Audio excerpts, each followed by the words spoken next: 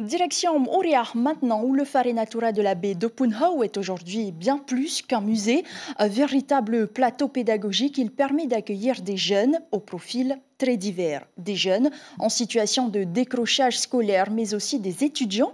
Comment le musée s'y prend-il pour favoriser l'insertion professionnelle? On voit cela avec Sibel Plichard et Patrick Singsi. Un enfant de Moorea qui participe à la restauration de la biodiversité du littoral, l'une des missions confiées aux jeunes en service civique au sein de l'écomusée de Moorea. Tamatona, jeune papa de 19 ans, fait partie des derniers engagés. Habitant du quartier Opunhau, il est très investi. Comment vous la trouvez la plage? Sale. Pour l'instant. On va tout nettoyer. Faire redevenir comme avant. Un autera, puis un puatea. Prélevés sur les motus, ces arbustes devraient redonner vie à ce bord de mer, auparavant très prisé des habitants.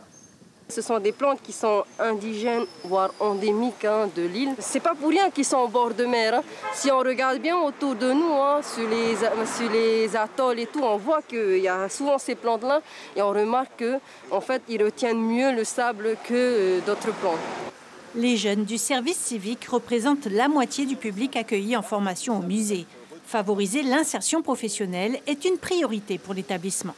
La plupart des jeunes, quand on les accueille, ils sont très renfermés, ils sont très timides et ils ont un peu peur d'eux-mêmes finalement. Le premier truc qu'ils nous disent quand ils nous disent bonjour, c'est qu'ils regardent leurs pieds directement derrière.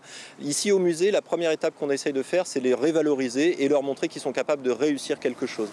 Une chance pour les jeunes en situation de décrochage scolaire, une chance aussi pour Tuiterei, titulaire d'un DUT. Lui qui n'a pas eu de place en licence à l'université, va pouvoir obtenir un master de l'école pratique des hautes études. Ça ne s'est pas passé comme prévu et au final, ça a été un peu un mal pour un bien. Donc là, je vise plus haut et surtout, ça me convient beaucoup plus parce que c'est beaucoup plus axé sur la pratique. Le cœur de mon projet plus tard, ça va être de mettre en place un tracking passif sur les pointes noires en leur installant des puces GPS.